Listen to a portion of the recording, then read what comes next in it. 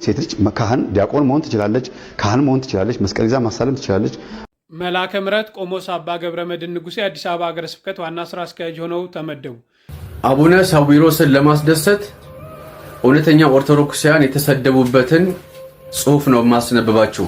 የሰናፍጭ ቅንጣት ያህል እምነት የሌላቸው ሰዎች በውስጥም በውጭም በቅድስት ቤተክርስቲያን ላይ የተለያዩ አጀንዳ በማንሳት ለማዳከም በሚጥሩበት በዚህ ወቅት ቅዱስ ዳዊት አንተ ብርቱ ነህ እንዳለ ብፁዕ አባታችን እንደ ቅዱስ ኤልያስ ለሃይማኖት ቀናኢ ነውትና እና አካብና ኤልዛቤል አደብ በማስገዛት ቅድስት ቤተክርስቲያንን ይታደጓታል የሚል እምነት አለኝ።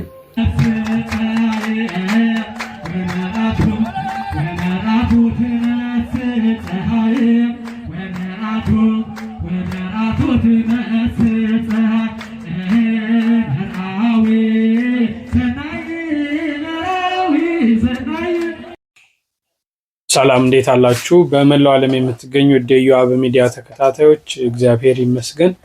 እስቲ ይህን ቪዲዮ ከምን ጊዜውም በላይ ላይክ በማድረግ ጀምሩት። እንግዲህ አንዳንድ ጉዳዮችን እንመለከታለን። እንግዲህ ብፁዕ አቡነ ሳዊሮስ ከግንቦት ሲኖዶስ በኋላ የጠቅላይ ቤተ ክህነት ስራ አስኪያጅ መሆናቸው ይታወሳል። እንግዲህ በዚህ ጊዜያቸው ስራቸውን ጀምረዋል ማለት ነው። ዛሬም የተለያዩ ሹመቶችን ሰጥተዋል። ያንን ሹመት እንመለከታለን። የአዲስ አበባ ሀገረ ስብከት ሊቀ ጳጳስ ብፁዕ አቡነ ሕርያቆስ በእሳቸው አቅራቢነት አማካኝነት እንግዲህ የተሾሙ ስራ አስኪያጅም አሉ።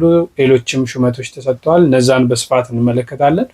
ሌላው ደግሞ ሴቶች መስቀል ማሳለም ይችላሉ የሚሉ ነገሮችን በመግቢያ ላይ ያደመጣችሁት ነውና ይሄ ከምን አንጻር ነው የሚለውን በስፋት እንመለከታለን። የአጥማቂው ልጅ የአባ ግርማ ልጅ ደግሞ በፌስቡኩ ያሰፈረልን ነገር አለ። ያንንም ሌሎችንም የምንመለከትበት መርሃ ግብር ነው። ላይክ በማድረግ ጀምሩት። ከሁሉ በፊት ትላንትና በሚሊኒየም አዳራሽ ደስ የሚል ማዕዶት ለኢትዮጵያ የሚል ፕሮግራም ተዘጋጅቷልና በዛ ላይ እጅግ የምንወደው ወንድማችን ዲያቆን ሄኖክ ኃይሌ ያስተላለፈው ትምህርት አለ። እስቲ አንድ ነገር እንቃኝ። እኔ የዛሬው ጉባኤ ሚሊኒየም አዳራሽ ነው የተካሄደው፣ መቃብር ውስጥ ነው የተካሄደው። በእውነቱ በዚህ አዳራሽ ብዙ ኃጢአት ተሰርቷል። እዚህ አዳራሽ ውስጥ ምን ያልተደረገ ነገር አለ? በመዝሙር የተባረከ አዳራሽ እንዳልሆነ መቼስ ታውቃላችሁ። እዚህ ቦታ ላይ ብዙ ስካር አለ፣ ብዙ ጭፈራ አለ፣ ብዙ ድብድብ አለ። እዚህ ቦታ ተጣልተው ተገዳለው የታሰሩ የሞቱ ሰዎች አሉ። ለኃጢአት ሰው የሚቀጣጠርበት ቦታ ነው። እኛ ለቅድስና ነው የተጠራ ነው። ዛሬ ጌታ ወደ መቃብር መምጣት ልማዱ ነው። አልዓዛር ውጣ ብሎ ሊጠራ ማለት ነው። ግን እዚህ አዳራሽ ዛሬ ነጠላ ለብሳችሁ የመጣችሁ ሰዎች ሌላ ቀን ነጠላ ቀይራችሁ እንዳትመጡ። ነጠላውን አስቀምጣችሁ ለሌላ ጉዳይ ከተመለሳችሁ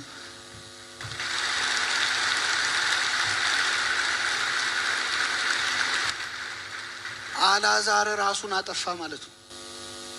ከመቃብር አውጥቶት ጌታ ተመልሶ መቃብር ውስጥ መገኘት ወርደን ነው። ከዚህ ጠብቀን የሰማነውን በልቡ እንደተከታተላችሁት ነው። ሚሊኒየም አዳራሽ ላይ ያልተደረገ ነገር የለምና ያነሳው ሐሳብ አደራ ዳግመኛ በሌላ ነገር እዚህ እንዳንመጣ ነው። ያው በጭፈራ በዋይታ በዘፈን በተለያዩ ዓለማዊ ነገሮች እንዳንመጣ ነጠላችንን አውልቀን እንዳንመጣ ወደዚህ የሚል መልእክት አስተላልፈዋል።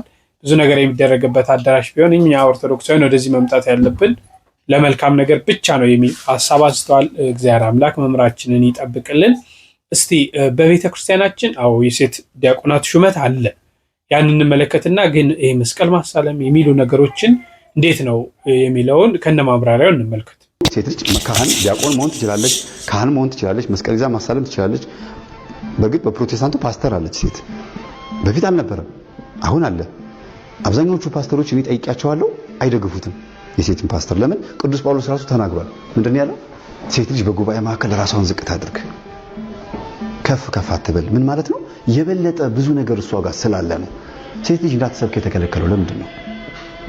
አንደኛ ወንድ ልጅ ስሜቱ በጣም ለስላሳና ቅርብ ስለሆነ ሴትን ቆማ ስትሰብክ ድምጿን ከመስማት ይልቅ ቅርጿን እያየ ዳሌዋን ቅርጿን እያየ ምናልባት ለሀጭ መስረክረክ ባህሪ ሊመጣ ይችላል።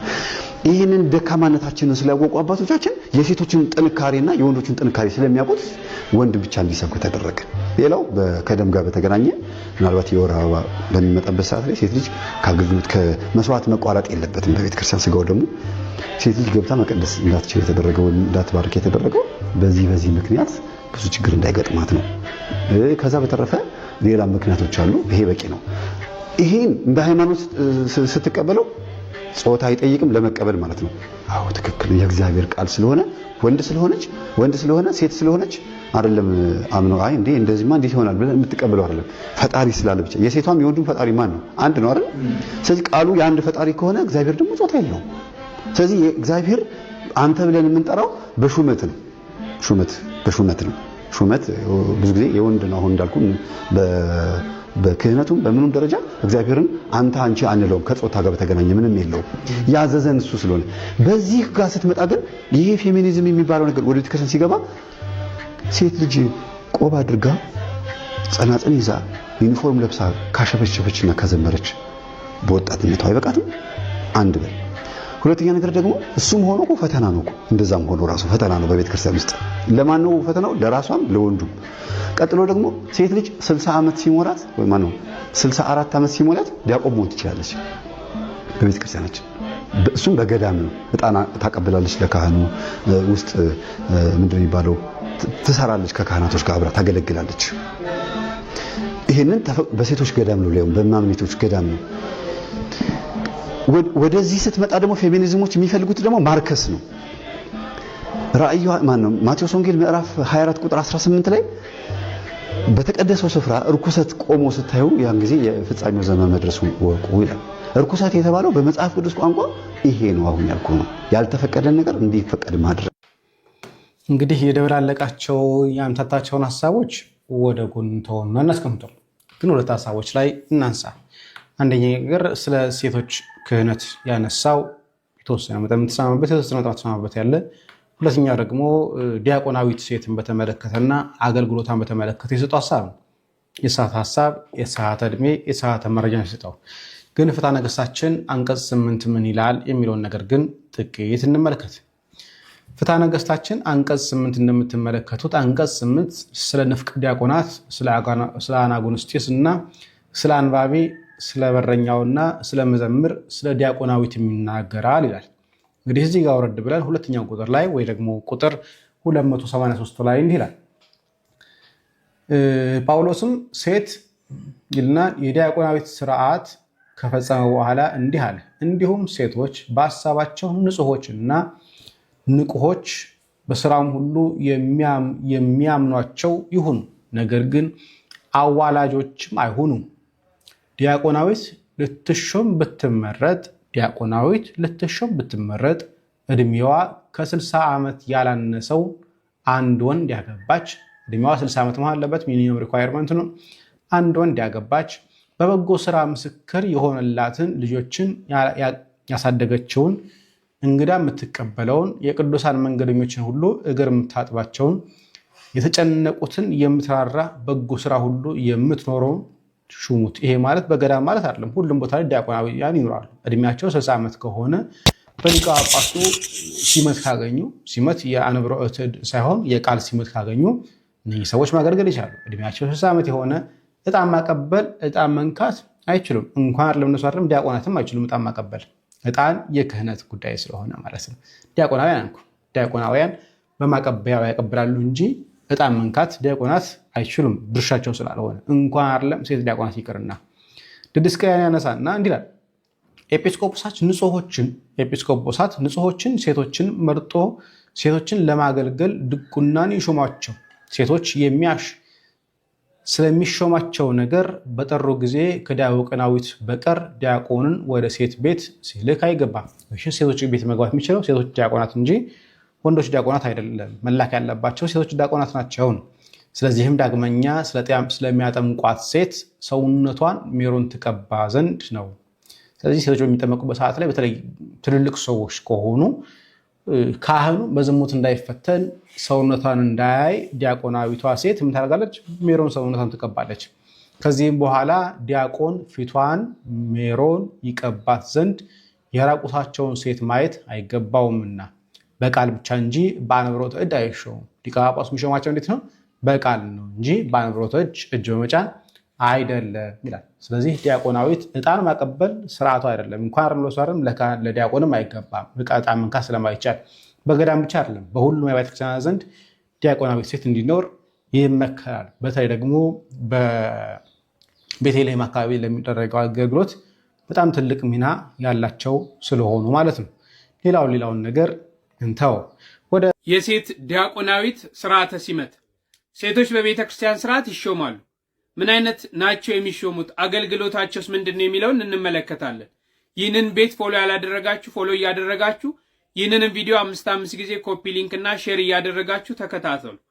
እንግዲህ ሴቶች ሲሾሙ መመዘኛቸው ምንድነው ካለን ለዲያቆናዊትነት የሚመረጡ ሴቶች ጭምቶች፣ ከአሜት የራቁ፣ በልክ የሚኖሩ፣ በነገር ሁሉ የታመኑ እንደሆነ መሆን እንዳለበት አንደኛ ጢሞቴዎስ ምዕራፍ 3 ቁጥር 11 ላይ አለ። ሌላው 60 ዓመት የሆናቸው በአንድ ባል ብቻ ተወስነው ይኖሩ፣ ልጆቻቸውንም በሃይማኖት በስነ ምግባር ያሳደጉ፣ እንግዳ በመቀበል እግር በማጠብ የተጨነቁትን በመርዳት መልካም ስራን በመስራት የተመሰከረላቸውን ሊሆኑ እንደሚገቡም ታዟል ማለት ነው። ይህም በአንደኛ ጢሞቴዎስ ምዕራፍ 5 ከቁጥር 9 ጀምራችሁ ብታነቡ ታገኛላችሁ። እንግዲህ የዲያቆናዊት ሴት ሹመት እንግዲህ ዲያቆናዊት ሴት የምትሾሙ በቃል እንጂ በአንብሮተ እድ አትሾምም። በቃል ብቻ በአንብሮተ እድ እጃቸው ተጭኖባቸው አይሾምም ማለት ነው። እንግዲህ የሚሾሙት ሴቶችን ለማገልገል ነው። ሴቶችን ለማገልገል ነው የሚሾሙትም። ኤጲስቆጶሱ ወደ ሴቶች መኖሪያ ቤት መልእክት በሚልክበት ጊዜ ዲያቆናዊቷን ሴት ይልካል እንጂ ዲያቆንን ወደ ሴቶች መኖሪያ እንዳይልክም ተከልክሏል። እንግዲህ ኤጲስቆጶሱ ንጹሐን ሴቶችን መርጦ ሴቶችን ለማገልገል ድቁና ይሾማቸዋል። ሴቶችን ስለሚያሻቸው ነገር በጠሩ ጊዜ ከዲያቆናዊቷ በቀር ዲያቆኑ ወደ ሴቶች ቤት ሊላክ አይገባም ማለት ነው። ይህም በፍትህ መንፈሳዊ አንቀጽ 310 311 ላይ ታገኛላችሁ። እንግዲህ ዲያቆናዊት ሴቶች ካህናትና ዲያቆናት የሚሰሩትን የክህነት ስራ እንዲሰሩ አልተፈቀደላቸውም። ሴቶች የሚገቡበትን የቤተ ክርስቲያን በር እንዲጠብቁ ታዘዋል። ሴቶች አይባርኩም። ቀሳውስትና ዲያቆናት ከሚሰሩት ስራ ወገን ምንም የሚሰሩት ስራ የላቸውም። የሴቶች መግቢያ በሩን ብቻ ይጠብቃሉ። ይህን በር እንዲጠብቁ ተፈቅዶላቸዋል። እንግዲህ ዲያቆናዊት ሴት በምዕመናን ዘንድ የከበረች ናት። የምትሰራውም በዲያቆኑ ትእዛዝ ነው እንጂ ሳትታዘዝ እንድትሰራም አልተፈቀደላትም። ሌላው ዲያቆናዊት ሴት ወደ ኤጲስቆጶሱና ወደ ዲያቆኑ ቤት ብቻዋንም እንድትሄድ አልተፈቀደላትም። መሄድ ካለባት እንኳን ወደ እነዚህ ቤት ከዲያቆናዊት ሴቶች ጋር እንድትሄድ፣ ከሌሎች ዲያቆናዊት ሴቶች ጋር እንድትሄድ ተፈቅዶላታል ማለት ነው። ሌላው የቅስና ማዕረግ ለሴቶች እንዲሰጥም አልተፈቀደም። ቄስ ተብለውም አይጠሩም ማለት ነው። በቤተ ክርስቲያን ጸሎት መጀመርና ማሳረግም አልተፈቀደላቸውም። ቤተ ክርስቲያን ውስጥ ጸሎት አይጀምሩም። ያን ጸሎትም እንዲያሳርጉ አልተፈቀደላቸውም። ዲያቆናዊት ሴት ሴቶችን እንድትመክራቸው፣ እንድትረዳቸው፣ እንድታሳረፋቸው ታዟል ማለት ነው። ስለዚህ የዲያቆናዊት ሴቶች ስራቸው፣ ተግባራቸው ይሄ ነው። ይህ ደግሞ በፍትህ መንፈሳዊ አንቀጽ ከ310 ጀምራችሁ እስከ 316 ብታነቡ እነዚህን ነገሮች ታገኛላችሁ ማለት ነው። ስለዚህ በቤተ ክርስቲያን ውስጥ የምትሾመው ሴት ዲያቆናዊት ተግባሯ ይሄ ነው። ምን እንደሆነ ሁላችንም እንድናውቅ ስርዓተ ቤተ ክርስቲያን ስለሆነ እንድናውቅ ነው ያቀረብኩላችሁ። በደንብ ኮፒ ሊንክ እና ሼር አድርጉት። የተከታተላችሁት ነው ያው የሴት ዲያቆናት ሹመትም እኔም ለቲክቶክ የሰራሁት ቪዲዮ ነበር። እሱንም አንስቼላችኋለሁ። ብዙም እዛ ላይ የሚጨመር ነገር የለም እና ወደፊት ብንሄድ የተሻለ ነው የሚል እምነት አለኝ። እስቲ ቀሲስ ኃይለ መለኮት ግርማ ለብፁዕ አቡነ ሳዊሮስ ምንድን ነው እየጻፈው? አቡነ ሳዊሮስን ለማስደሰት እውነተኛ ኦርቶዶክሳውያን የተሰደቡበትን ጽሑፍ ነው የማስነብባችሁ።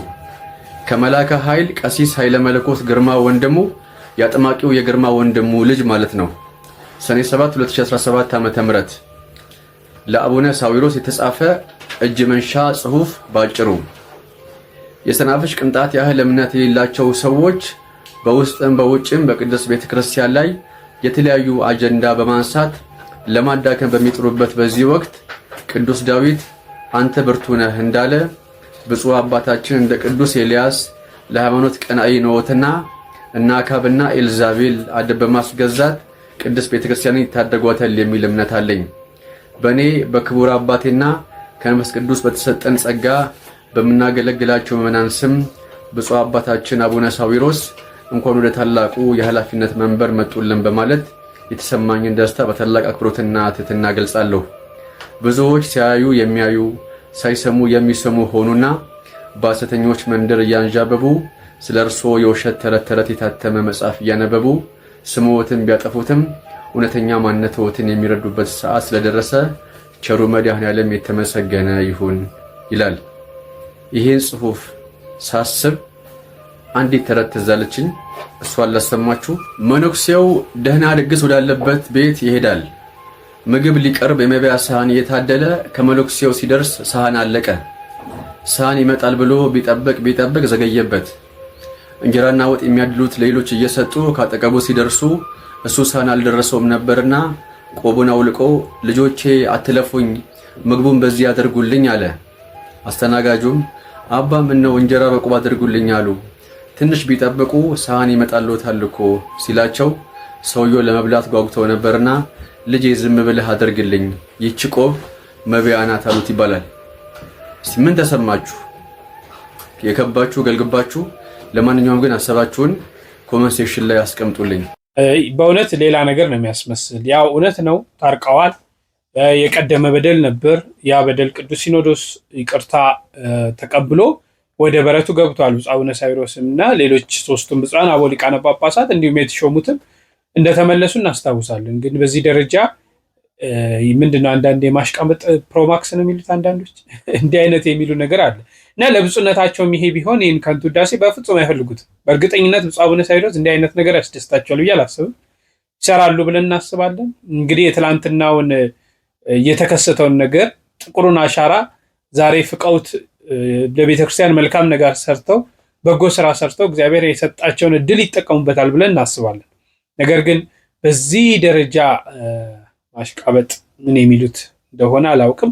አባቶቻችንንም ቢሆን በዚህ ደረጃ ማበርታት ነው እንጂ ሲገባል ሰማይ ማድረስ ያለብንም ያለ አይመስለኝም። እሺ ለማንኛውም ብፁዕነታቸው ስራ ጀምረዋል። የሰጧቸው ሹመቶች አሉ። ከዛ በፊት የአዲስ አበባ ሀገረ ስብከት ሹመትን እንከታተል። መላከ ምሕረት ቆሞስ አባ ገብረመድኅን ንጉሴ የአዲስ አበባ ሀገረ ስብከት ዋና ስራ አስኪያጅ ሆነው ተመደቡ። እንግዲህ እንደሚታወቁ በግንቦቱ ርክበ ካህናት ቅዱስ ሲኖዶስ ለአዲስ አበባ ሀገረ ስብከት ሊቀ ጳጳስ ሆነው እንዲመሩ ብፁዕ አቡነ ሕርያቆስን መመደቡ ይታወሳል። ብፁዕ አቡነ ሕርያቆስም በዛሬው ዕለት የተለያዩ ምድቦችን በሀገረ ስብከቱ ሰጥተዋል። ከሀገረ ስብከቱ ስራ አስኪያጅም በተጨማሪ የተለያዩ የሀገረ ስብከቱ የዋና ክፍል ኃላፊዎችን መድበዋል። በዚህም መሰረት መጋቢ አይላፍ ማሙዬ ሽፈራውን የሀገረ ስብከቱ ዋና ጸሐፊ ያደረጉ ሲሆን ሊቀ ሊቃውንት አባጡ መልሳን የሀገረ ስብከቱ ገዳማት ዋና ክፍል ኃላፊ ሆነዋል። ሊቀ ሕሩያን ባዩ ተዘራ የሀገረ ስብከቱ የሰው ኃይል አስተዳደር ዋና ክፍል ሆነው ተመድበዋል። እንዲሁም ደግሞ ሊቀ ሕሩያን አስናቀ ሸዋዬ የሀገረ ስብከቱ ሂሳብና በጀት ዋና ክፍል ሆነው ተመድበዋል። በዚህም ውስጥ የተለያዩ የዋና ክፍል ኃላፊዎች ምደባ የተደረገ መሆኑ ይታወቃል ማለት ነው። እንግዲህ ለእነዚህ ለተመደቡት የሀገረ ስብከቱ ዋና ክፍል ኃላፊዎች መልካም የስራ ዘመን እንዲሆንላቸው እንመኛለን። አዎ እንግዲህ በአዲስ አበባ ሀገረ ስብከት መልአከ ምሕረት ቆሞስ አባ ገብረመድኅን ንጉሴ የአዲስ አበባ ሀገረ ስብከት ስራ አስኪያጅ ሆነዋል። የምስራቅ ሸዋ እንግዲህ ምስራቅ ሸዋ ላይ ሌላ ብፁዕ ሊቀ ጳጳስ አቡነ ጎርጎርዮስ ሌላ ስራ አስኪያጅ ይሾማሉ ብለን እንጠብቃለን። እንግዲህ እንዴት ነው ሹመቱ ካለን ያው ብፁዕ አቡነ ሕርያቆስ ያቀርባሉ። ብፁዕ አቡነ ሕርያቆስ ለፓትርያርኩ አቅርበው ፓትርያርኩ ከወሰኑ በኋላ ነው በጠቅላይ ስራ አስኪያጁ በአቡነ ሳዊሮስ ፊርማ የሚወጣው። እንግዲህ አባ ገብረመድኅን ንጉሴ በብፁዕ አቡነ ሳዊሮስ ፊርማ ዛሬ ደብዳቤ ወጥቷል ማለት ነው። የአዲስ አበባ ሀገረ ስብከት ስራ አስኪያጅ ሆነው እንዲመሩ እንግዲህ ከዚህ በፊት ሊቀ ማእምራን የማነ ዘመንፈስ ቅዱስ ሲመራት እንደነበረ የሚታወስ ነው። አዲስ አበባ ሀገረ ስብከትን በስራ አስኪያጅነት አሁን እሱ በመውረድ እኛ አባት ተሹመዋል ማለት ነው። የተለያዩ ሹመቶች ተደርገዋል። በርካታ ክፍሎችም እንደጠቀስኩላችሁ በርካታ ክፍሎችም ሹመት ተሰጥቷል። እንግዲህ እነዚህ አባቶች ስራ ይሰራሉ ብለን እንጠብቃለን። ሌላው በዚህ ላይ ተያይዞ ደግሞ በጠቅላይ ቤተ ክህነት ብፁዕ አቡነ ሳዊሮስም የተለያዩ ኃላፊነቶችን ሰጥተዋል። እንግዲህ ብፁዕ አቡነ ሳዊሮስ የጠቅላይ ቤተ ክህነት ዋና ስራ አስኪያጅ የደቡብ ምዕራብ ሸዋ የሸገር ከተማ አህጉረ ስብከት ሊቀ ጳጳስ ናቸው። እንግዲህ ዛሬ ሰኔ 9 ቀን የመምሪያ ኃላፊዎችን ዝውውርና የአዲስ አበባ ሀገረ ስብከትን የስራ ኃላፊዎች ሹመት አብረው ነው ያወጡት። እንግዲህ በዚህ መሰረት መላከ ሰላም ዳዊት ያሬድ ከጠቅላይ ቤተ ክህነት ቅርስ ጥበቃ ቤተ መጻሕፍት መዘክር መምሪያ ወደ ጠቅላይ ቤተ ክህነት ስብከተ ወንጌልና ሐዋርያዊ ተልእኮ መምሪያ እንዲገቡ ተደርጓል። እንግዲህ መላከ ሰላም ዳዊት ያሬድ በስብከቱ ዓለም የሚታወቁ በጣም ጎበዝ የሚባሉ የቤተክርስቲያን ልጅ ናቸው። እንግዲህ ጥሩ ቦታ ተሰጥቷቸዋል ብለን እናስባለን። ስብከተ ወንጌልን ያስፋፋሉ። ምዕመናን ወደ በረቱ እንዲመለስ በተለይ በጠቅላይ ቤተ ክህነት መምሪያነት ከያዙ ሰፊ ስራዎችን ይሰራሉ ተብሎ ይጠበቃል ማለት ነው። ሌላው ደግሞ ዶክተር አካለ ወልድ ተሰማ ከጠቅላይ ቤተ ክህነት አስተዳደር መምሪያ ወደ ኢትዮጵያ ኦርቶዶክስ ተዋሕዶ ቤተክርስቲያን ቴሌቪዥን ስራ አስኪያጅነት ተመድቧል ማለት ነው። እንግዲህ መምህር አካለ ወልድ ዶክተር አካለ ወልድ ተሰማ ከዚህ ቀደም የአዲስ አበባ ሀገረ ስብከት ስራ አስኪያጅ መሆናቸው ይታወሳል። አሁን ደግሞ እንግዲህ በብፁዕ ጠቅላይ ስራ አስኪያጁ ወደ ኢኦቲሲ ቲቪ ስራ አስኪያጅነት ገብተዋልና ቴሌቪዥኑ እንግዲህ ሁላችንም በጣም እናዝንበት ነው። ስራዎች እየተሰሩ አይደለም። ማቴሪያል ኖሮ በጣም ብዙ ነገር ኖሮ በርካታ ስራዎች መስራት ሲገባው ቴሌቪዥኑ አናሳ ስራ እየሰራ እንደሆነ ሁላችንም እናምንበታለን እና እንግዲህ እኚህ መምህር አካለ ወልድ ደግሞ በዘመናዊውም በመንፈሳዊውም የበሰሉ ናቸው። ጥሩ ስራ ይሰራሉ ተብሎ ይጠበቃል።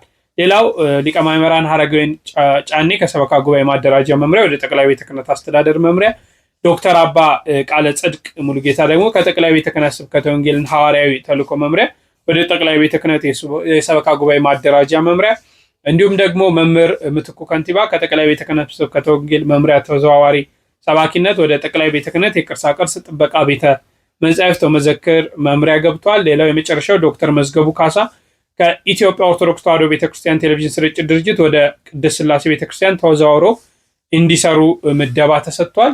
እንግዲህ ብፁዕ ጠቅላይ ስራ አስኪያጁ የመጀመሪያ ምደባቸውን አድርገዋል። እንግዲህ ብዙዎች በዚህ ምደባ እየተደሰቱ ይገኛሉ። ለምን ለቤተክርስቲያን የሚጠቅሙ ስራዎች ይሰራሉ ተብሎ ይጠበቃል። እንግዲህ ምደባውን ሰጥተዋል። ለወንድሞቻችንም እግዚአብሔር አምላክ የአገልግሎት ዘመናቸውን ይባርክልን እላለሁ።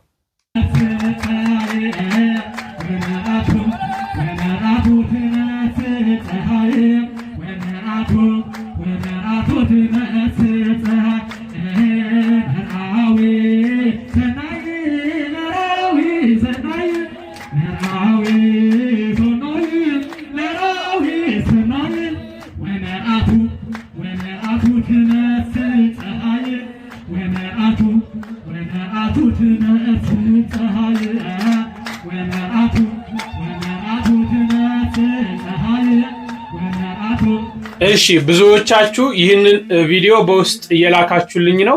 የእናንተ ካህናት ያዋቸው ሲጨፍሩ አረቄ ጠጥተው መጠጥ ጠጥተው ሰክረው የሚሉ ነገሮችን እየጻፋችሁ በውስጥ እየላካችሁ ነው። እጅግ ነው የሚያሳዝነው። በእውነት አሁን እነዚህ አባቶች ጠጥተው እንደዚህ የሚሉ ይመስሏችኋል? በጣም በሚገርም ሁኔታ አንድ አብሯቸው አገልጋይ የሆነ ቤተክርስቲያንን ሲያገለግል የኖረ ዲያቆን ሲያገባ በእንዲህ አይነት ሁኔታ እየዘመሩ ሰርጉን ደስታውን እየተካፈሉ ይገኛል። ደግሞም እያመሰገኑ ያሉት እግዚአብሔርን ነው። እነዚህ አባቶች እንግዲህ በየሀገራቸው በስርዓት በባህላቸው በተለያየ ነገር ያመሰግናሉ። ይህ ምስጋና ግን ሃይማኖታዊ ስነ ስርዓት ያለው በሃይማኖት ዝማሬ እየዘመሩ እያመሰገኑ ነው። ይልቅ ሌላ ነገር ከማለት ትዳራችሁን ለማግባት ያሰባችሁ ወደፊት የምታገቡ አካላቶች ሰርጋችሁን በቤተ ክርስቲያን አድርጉ። ሰርጋችሁን በቤተ ክርስቲያን ክርስቶስ እንዲገኝበት እግዚአብሔር ተገኝቶ ትዳራችሁን እንዲባርክላችሁ እሱ በሚገኝበት በቤተ ክርስቲያን በቅዱስ ሥጋውና በክቡር ደሙ ተጣመሩ። አለበለዚያ ዓለማዊ ሁኔታ የምታገቡ አካላቶች በዓለማዊ ሰርግ እግዚአብሔር ይገኛል ትዳሬን መጥቶ ይባርካል ብላችሁ እንዳታስቡ። ለእነዚህ አባቶች ክብር ስጡ፣ መርቁልኝ። እንግዲህ እንደተከታተላችሁት ነው። ለዛሬ ያስኩላችሁ መረጃዎች ይህን ይመስላሉ። በሌሎች መረጃዎች እስክንገናኝ ድረስ እጅግ አድርጌ አመሰግናለሁ። ቸርን ሰንብት።